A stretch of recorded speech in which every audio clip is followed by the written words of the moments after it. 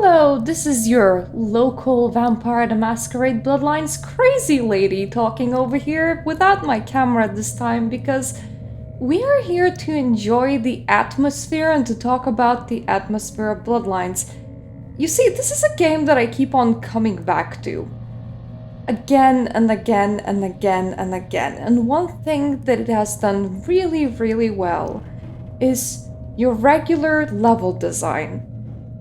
And when I try and think about beautiful spaces in the game, honestly, it's hard for me to tell what isn't beautiful after a while. For example, at the moment we are in the sewer. This is not where I planned to start the video, but I just thought, look at the details. Like, look at the water doing this Ripley thing and reflecting what is above us and having signs that obviously have a bit of wear and tear, and like having maps and doors and walls. I don't know what I expect of a sewer, honestly, but it is a weirdly fitting sewer. I haven't actually been in a sewer in real life.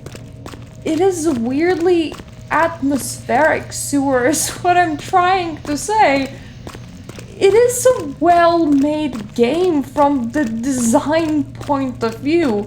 I've been watching a video of a person that has done peaceful places in Skyrim, where they found places where you can legitimately sit down without getting attacked for at least 5 minutes. And honestly, this game being so static, every place is a peaceful place in Bloodlines. Unless you're directly in a level with enemies inside the same room as you. For the most part, there aren't timers. The people walking on the street aren't gonna be violent towards you. You can sit down and enjoy the atmosphere of any location possible. You could have this sewer as a bit of a live-in screensaver if you wanted. We can just sit here and listen to that sound, that atmospheric sound. We can watch the little rats, we can watch the water ripple, and we can just not move from this place. But that is not what we're gonna do. We are gonna move from the place and we are gonna tour more locations, more impressive locations than a regular sewer. I know that if you watched my videos, you probably have already seen them 1,000 times because I have replayed this game so much. But I still think that this kind of requires at least some attention, so if you haven't watched my Let's Play videos, at the very least enjoy the atmosphere of Bloodlines with me in this one. Welcome to Hollywood, and one of my, honestly, favorite views. You can see the exact same city background in more than one place in this game. There are some levels like Grout's Mansion or the Sabbat/sewer entrance, I forget what it's called, that level as well, where from the rooftop point of view in the level, you can also see this city in the background. It honestly always surprises me how much you can do with so little, because traffic flow is nothing but little lights. But it is so mesmerizing to look at. I am in a full belief that there is a town out there, that there is a city out there, that there is a suburb, that the cars are rolling through nicely aligned streets, even though in reality this is all just a couple of lights on my screen and a very static 2D background. It is the fog, it is the slightly greenish tint of the sky, it is the melody that's playing in the street non-stop that's just a tiny bit depressing and a tiny bit sad, and it is the fact that the view is not necessarily fully available to you, that there is a net between you and the view, and that there's a couple of trees. It's really selling the illusion, and the illusion weirdly feels like home. It feels like a believable town and a believable place that at the same time is its own thing. It's one of the reasons why this game just nails ambience so well, and it is one of the things that I look for so much in different games. It doesn't have to be like this.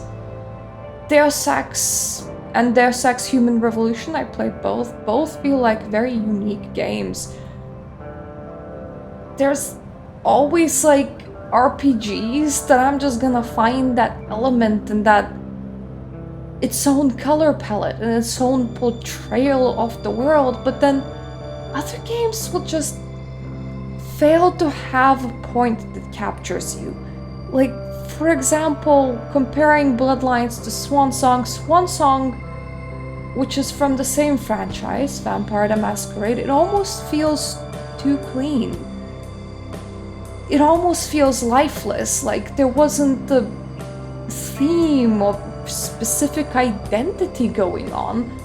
And some games really nail it. Another one that kind of nails it is Vampire, or if I think about it even deeper, Dark Souls nailed their own atmosphere really, really well, but you have to give your game an identity, and you have to give your game an atmosphere, and it's very hard to translate to what it is until you're standing in it and you're seeing it or not seeing it, experiencing or not experiencing it, having feelings for it or not. Let's just turn around and just have a walk through Hollywood. How about that? Like, can't really walk very slowly, so we are gonna walk at a fairly speedy pace. It's just the street, man.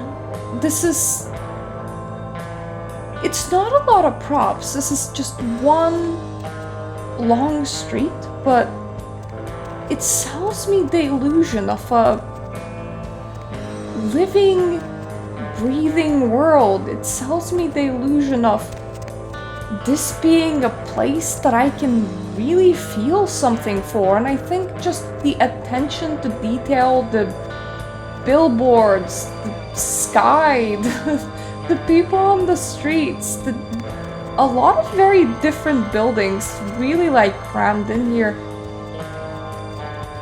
It really sells it. And this game has 4 areas, and every single one of these is as unique as a different one. I am gonna take you to the first level that you witness in this game, just because I want to show you what really captured me to begin with. As much as I love Hollywood, this is not where you start out in the game. This is the 3rd level out of 4, effectively. This long street. It is impressive. It has a very depressive theme, I would like to say, where there's smut and hookers and homeless people, and there's a lot of very city things just piled into here, but the atmosphere itself, the soundtrack, it gives you a mood that's hard to explain without allowing you to just witness it. But let's go back right to the start of the game, shall we? Welcome to Santa Monica, everybody. We're standing rather. Well, we're also having a conversation, so we are talking, but we are standing next to a random homeless man on the corner that likes to shout that the apocalypse is near in a rather quiet street with a lot less happening compared to Hollywood. We have this abandoned building over here. We have... Was that Brothers Salvage? I'm pretty sure that's Brothers Salvage. There is little Kilpatrick's office over there. He is the bail bonds hunter.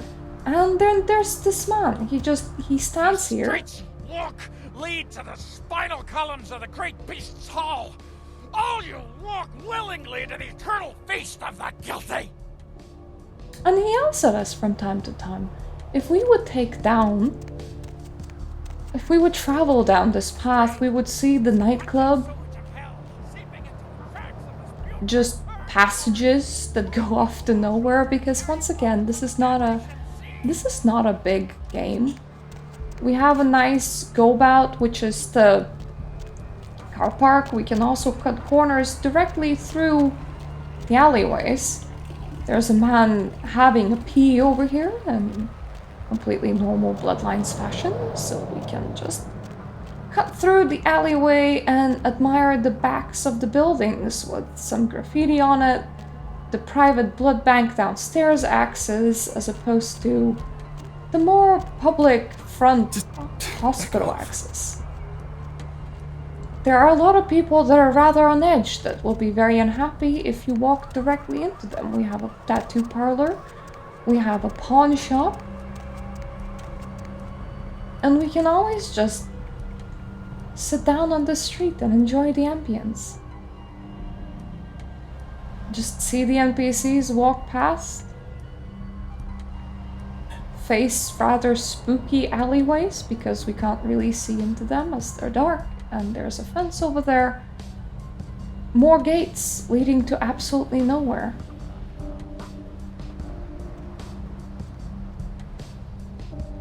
It's nice urban environment. It's warm. It has people on the streets going around doing people on the street things. It has a chill soundtrack. Though it is still on the uneasy, spooky side rather than happy-go-lucky uppity side, and it's perfectly in theme with the world that World of Darkness is trying to sell to us and is portraying.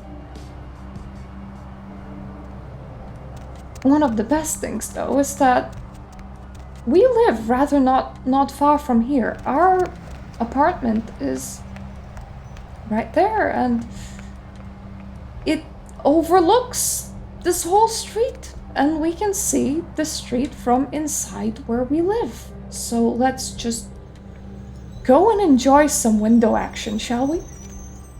And there we go, we have the hospital, but from a slightly different angle. We have just been on this street, and now we can admire it from this dingy little apartment that's absolutely falling to pieces, and I've been given a better one by the game, therefore my laptop is no longer here. But we can do what is fairly normal to do in this atmosphere, and what a lot of videos do that just film the ambience of Bloodlines, which is we can just turn on the radio and sit down into a corner. The moon is out, everyone's in dreamland, and you've tuned into the Deb of Night. Nobody to fall asleep next to? Go ahead and pull the radio into bed. That's what I'm here for. And hey, why don't you call me sometime? Area code 323-KL5-KTRK. Looks like somebody's been waiting in the queue quite a while to speak to yours truly. So, caller, why aren't you asleep? Insects. Insects? As in you have an insect problem? Or chirping crickets are keeping you up? Or you have nightmares about them? Help me out here. No. Don't you know? When you fall asleep, they can crawl into your mouth or your ears or your nose. You can't prevent it if you're asleep. I mean, what can you do? Are there any scientists out there listening to this? I read something, I don't know where, but do you know the average person eats several pounds of insects a year? The majority of that weight is composed of roaches, ants, and spiders. Just knowing that as soon as you close your eyes, a big fat centipede is going to drop into your mouth and crawl down your throat. I can't do it. I never sleep at night. You know, they voluntarily eat insects in some countries. Yeah, well, those countries probably need Jesus. So, you never sleep at night. I assume you do sleep, right? I sleep at work. And what exactly do you do? I'm a middle school teacher. That would explain why my nephew invested that 20 I sent him for his birthday on magic beans. It's always good to know that the future of our country is in good hands, isn't it? Oh boy. Let's see who else we got. Caller, what do you do for a living? I'm Roger. Okay, and what do you do, Roger? I'm a writer, Deb. So, have you written any movies I might have seen? Well, I actually haven't finished any screenplays yet. I see. So, Okay, it's time to switch off the radio before Mirta gets hypnotized by her own video and just continues sitting here in the corner listening to that radio. See how effortless that is to just slink into some weird, bizarre comfort zone by just being in this environment. And this is not a thing that I get with a lot of games. So honestly, if you never gave Bloodlines a try, but this appeals to you, please do. You can legitimately just sit down in so many parts of the game. There isn't a lot of action that's sudden or that requires you to move on from like a specific place all that often or all that much. Like if you start a level and the game goes, oh, kill these enemies or like sneak past them or whatever, you can still just like get comfy and observe your surroundings while using an ability that makes you invisible, or after you have cleared out the room. There's only one mission that I know of that just like puts a timer for you to get out. Otherwise, you can really just take it really slow and just vibe.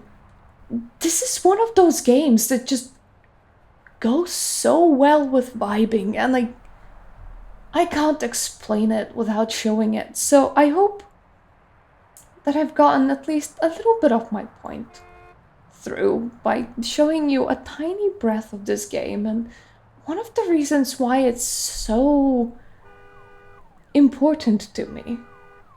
And one of the reasons why I really was unhappy when Paradox made that article saying that Bloodlines 2 is not a sequel to Bloodlines 1, and they can't do this again, because from my point of view, we're 20 years into the future now. You should be able to do this easier. It shouldn't be impossible to create environments that are breathtaking, that are really inviting, that are pulling in. And I don't mean that your environment needs to be very shiny or graphically advanced. I just mean that it needs to have a certain artistic vision, a certain attention to detail, and it just has to look enough as not everything else. I want to believe that I am inside your fantasy, that I am inside whatever it is that you have written, that you have created. I want to see how the world that you have created looks. It doesn't matter if it is overly sparkly, princessy, and fairy-like, or whether it's dark, grungy, and grimy, as long as you commit to the bit, and as long as you can provide me with an atmosphere that really invites me to just stay and listen and pay attention to it. This game does that very, very well. So thank you for giving me the time of day and listening to me rant. I'm trying to rant at you at a much lower volume than I normally do, because I don't want to be jarring. I want us to enjoy this. And I know that all I'm enjoying is a grimy kitchen, but I am enjoying it nonetheless.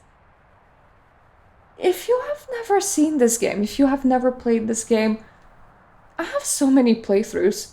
I've just been doing one, and I'm still doing one. I will be done with it quite soon. You're free to join and watch if you want, or you know what, just grab the old game and play it for yourself. It's not that long. It's gonna be maybe 20 hours to finish. Just go through it and pay attention to the details. Enjoy the atmosphere, enjoy the places, enjoy the clubs, enjoy the characters, enjoy the voice acting for the characters. For it really feels like this place has been crafted with love. And sometimes a game just feels like a product. And sometimes it feels like it definitely was somebody's baby. If you ask me, Bloodlines definitely was somebody's baby. If you like this channel in general, please subscribe. I tend to do occult videos and I tend to do gaming videos. I know, very different subjects, but maybe you enjoy one of them. Or both. I try to keep it level and keep it balanced.